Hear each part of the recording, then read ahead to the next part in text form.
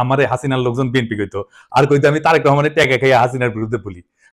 ভাগ্যের কি নির্মম পরিহাস, আজ বিএনপির লোকেরা বলে আমি জামাতের ট্যাগে খাইয়া বিএনপির বিরুদ্ধে বলি। অনেকে বলে বিএনপির পিছে কেন লাগিছি, উত্তরটা আগে বলছি, আর একটু খুলে বলি। এটা রাজনৈতিক দার্শনিক কয়টা প্রশ্ন করি, দেখি এই প্রশ্নগুলো আপনাদের মনে আসছে কিনা কখনো।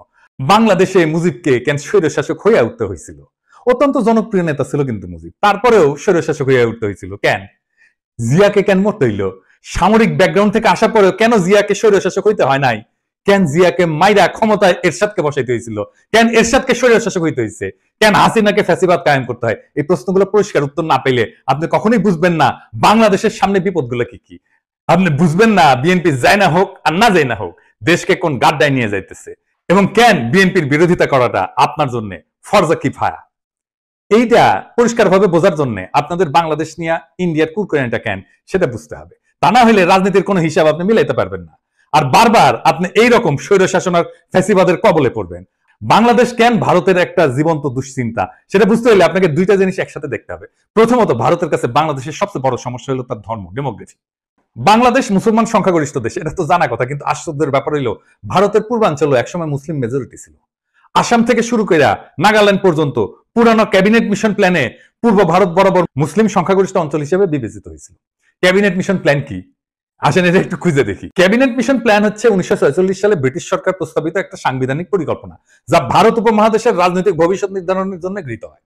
এই পরিকল্পনার মূল উদ্দেশ্য ছিল ভারতকে একটা ফেডারেল কাঠামোর অধীনে ঐক্যবদ্ধ রাখা, যেখানে প্রদেশগুলা ধর্মীয় সংখ্যাগরিষ্ঠতার ভিত্তিতে তিনটা গ্রুপে বিভক্ত করা হয়েছিল। গ্রুপে ছিল হিন্দু সংখ্যাগরিষ্ঠ প্রদেশগুলা, যেমন ধরেন মাদ্রাজ, বোম্বে, ইউনাইটেড প্রভিন্স, মানে বর্তমানে যেটা উত্তরপ্রদেশ, বিহার, সেন্ট্রাল প্রভিন্স ইত্যাদি। 2 নম্বর গ্রুপ হচ্ছে মুসলিম সংখ্যাগরিষ্ঠ পশ্চিমাঞ্চলীয় প্রদেশসমূহ, যেটা নিয়ে আসলে পশ্চিম পাকিস্তান হয়েছে, যেমন পাঞ্জাব, সিন্ধ, বেলুচিস্তান, উত্তর পশ্চিম সীমান্ত প্রদেশ ইত্যাদি। আর 3 নম্বর গ্রুপ হচ্ছে যেটা বাংলাদেশ হয়েছে আজকে, মুসলিম সংখ্যাগরিষ্ঠ পূর্বাঞ্চলীয় দেশ, যেমন বাংলা, আসাম। আসামের মধ্যে হাতছাড়া হয়ে গেছে। ম্যাপে যে সাদা সাদা অংশগুলো দেখতেছেন না, ওইগুলো বলা হয়তো প্রিন্সলি স্টেট, মানে রাজা ছিল, এটা দেখায় দেন। সেই রাজ্যগুলোতে সবগুলো কিন্তু ইন্ডিয়া পরে খাইয়ে ফেলেছে। আজকের দিনেও পশ্চিমবঙ্গের সরকার হিসেবে 27% মুসলমান জনগোষ্ঠী, আসামে সেটা 34%-এরও বেশি। এই অঞ্চলগুলোকে যদি মুসলমান প্রধান বানায় ফেলে তাহলে তো সেই রাজ্যগুলোকে রাখতে পারবে না তারা। তো এই ডর থেকে ভারত কি করে? সে 4000 কিলোমিটার এক কাঁটাতারের বেড়া বানায়। এটা পৃথিবীর সবচেয়ে দীর্ঘ সীমান্ত বেষ্টনী, এবং এইটারে সে দুনিয়ার সবচেয়ে সহিংস বর্ডার বানাইছে। প্রত্যেক মাসে 2-3 জন বাংলাদেশি নিহত হয়। ভারতীয়রা গরু খায় না, বাংলাদেশিরা গরু ভালোবাসে, এই গরু বাণিজ্যেই ঝরে প্রাণ। ঘটনা হচ্ছে এই গুলিতে ইন্ডিয়ার কোন নাগরিক আজ পর্যন্ত সীমান্তে মারা যায় না। ভারতের অধিকার আছে বেড়া দেওয়া, ওর মুরগি উই লেজে কাটুক, কিন্তু আমরা বলার কে? রাষ্ট্র চাইলে সীমান্ত বন্ধ রাখতে পারে, কিন্তু বাস্তবতা হলো বাংলাদেশিরা তো ভারতে যেতে চায় না, যেতে চায় মধ্যপ্রাচ্যে, সিঙ্গাপুরে বা অন্য কোথাও। তবে তারা চলমান মানুষ, উদ্যমী পরিশ্রমী মানুষ, তারা চলে যায় সবখানে, এমনকি করাচিতেও। এইখানে আসে দ্বিতীয় সমস্যা, সেটা হইতেছে এই শিলিগুড়ি করিডোর বা চিকেন নেক। আমরা এটা আগে আলাপ করছি অনেকবার, আসেন আরেকবার একটু আলাপ করে দেখি। ভারতের 7 সিস্টার্স মানে নর্থ ইস্ট বাংলাদেশের ওই পাশে অবস্থিত, আর এই অঞ্চলের সাথে বাকি ভারতের যোগাযোগ হয় মাত্র 15 কিলোমিটার প্রশস্ত শিলিগুড়ি করিডোর, যেটাকে চিকেন নেক বলা হয়। এর চারপাশে চীন, ভুটান আর নেপাল। এই করিডোর যদি কেউ একদিন কেটে দেয় তাইলে উত্তর পূর্ব ভারত বিচ্ছিন্ন হয়ে যাবে, ভয়টা এখানে। আর তার উপরে নর্থ ইস্ট নিজেই একটা বিশাল সমস্যা। ত্রিপুরা, মিজোরাম, নাগাল্যান্ড সবখানে গোষ্ঠীগত সংঘাত, ধর্মীয় ভিন্নতা, ভাষা সংস্কৃতির বৈপরীত্য, অনেক জায়গায় বিদ্রোহ হইতেছে, আবার অনেক জায়গায় বিদ্রোহীরা মায়ানমারের বিদ্রোহী গোষ্ঠীর সাথে যুক্ত।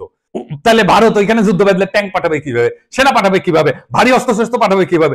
বাংলাদেশ ছাড়া কোনো উপায় নাই। তাদের প্রয়োজন ট্রানজিট এবং করিডোর। চট্টগ্রাম বন্দরের মাধ্যমে ত্রিপুরায় প্রবেশ বা রেলপথে পূর্বাঞ্চলে যাওয়ার সুবিধা, এটাই ভারত দীর্ঘদিন ধরে চাইছে। কিন্তু ভাবেন একবার, আপনি একজন বাংলাদেশি, আপনাকে কাঁটাতারে ঘিরে রাখা হইলো, তারপরে বলা হইলো ভারতীয় ট্রাক যাবে আপনার দেশের একদিক থেকে আরেক দিকে, ভারী সরঞ্জাম যাবে। তিতাস নদীতে মাটি ফেলাম, নদীতে বাদ দিয়া রাস্তা বানায় ভারী সামরিক সরঞ্জাম পাঠাইছিল একবার, মনে আছে না? দেখেছেন কেমনে মাটি ফেলায় তিতাস মেরে ফেলাইছিল? এই রাস্তা বানানোই হয়েছিল ইন্ডিয়ার পণ্যবাহী ভারী ট্রাক নেওয়ার জন্য। তো এই যে সিস্টেম, এটাকে রাজনৈতিক ভাবে বিক্রি করা অসম্ভব, মানে বাংলাদেশের মানুষ তো মানবে না।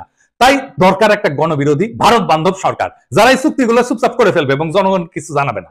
এই হইলে পুরা কাহিনী। ভারত কেন বারবার বলে বাংলাদেশ আমাদের সবচেয়ে গুরুত্বপূর্ণ মিত্র? কারণ কৌশলগত দিক দিয়া বাংলাদেশ ছাড়া ভারতের নর্থ ইস্ট অচল। কিন্তু ভারতের সবসময় এমন শাসক দরকার যে ভারতের অনুগত হবে এবং তাদের মতে বন্ধু ভাবাপন্ন হবে। ভারতের প্রতি বন্ধু ভাবাপন্ন হইলে বাংলাদেশের জনগণ হয়ে উঠবে সরকার বিরোধী, তাই তাকে হইতে হবে স্বৈরাচার। বাংলাদেশের 3টা ভারত বান্ধব সরকার ছিল, মুজিব, এরশাদ আর হাসিনা। 3টাই স্বৈর শাসক। জিয়া আর খালেদা জিয়া এই 2জন প্রবল ভারত বিরোধী ছিল জন্য তাদের স্বৈর শাসক হইতে হয় নাই। একজনকে মরতে হয়েছে, আর একজনকে বিষ প্রয়োগে হত্যার চেষ্টা করা হয়েছে। আমি প্রমাণ সহ এপিসোড করেছিলাম খালেদা জিয়াকে বিষ প্রয়োগ করা হইতেছে, দেখে নিয়েন যদি দেখে না থাকেন। আমরা যে অভিযোগ করি যে বিএনপির সাথে ইন্ডিয়া সিস্টেম করেছে, এই সিস্টেম যদি কইরা থাকে তাইলে তো বিএনপির স্বৈরাচার হয়ে উঠবে। বাংলাদেশের স্বৈরাচার হয়ে ওঠার সব শাসক ধ্বংস হয়েছে। বিএনপির নেতা কর্মীদের বলতেছে, আপনারা কি চান বিএনপি ধ্বংস হয়ে যাক? আমরা রাতারাতি বিএনপির মতো একটা দল তৈরি করতে পারবো, তাইলে ক্ষতি কার হবে? বিএনপির হবে নাকি বাংলাদেশের হবে? আজকের এপিসোড দেখার পরেও যদি আমাদের বিএনপির শত্রু বলে মনে হয়, তাহলে কিছু বলার নাই। ভূখণ্ড ব্যবহার করে, আপনার নদী হত্যা করে, আপনার ভবিষ্যৎ বন্ধক রেখা, আপনার গণতন্ত্রকে লাশ বানায়, তারা আগ্রাসনকে সৌহার্দ্য বলে চালাই দিচ্ছে। আর আপনি একটা দলকে বাঁচাতে গিয়ে পুরা জাতিকে খাদের দিকে ঠেলে দিতেছেন। বিএনপি যদি আবারও এই খেলা না বোঝে, যদি তার নেতৃত্ব আবারও ভারতের পায়ের দিকে মুখ করে বসে থাকে, তাহলে মনে রাখবেন স্বৈরতন্ত্র কারো আপন হয় না। আপনি ভারতকে বন্ধু পাবেন, ভুল করেন না। ভারত কখনো বন্ধুত্ব চায় না, সে দাসত্ব চায়, করিডোর চায়, চুপচাপ মাথা নত করা সরকার চায়। আপনি যদি আজও সেই স্বপ্নে ভাসেন যে ভারত আপনার পাশে দাঁড়াবে, তাইলে আপনি ইতিহাস পড়েন নাই, রাজনীতি বোঝেন নাই, স্বাধীনতা মানে জানেন না।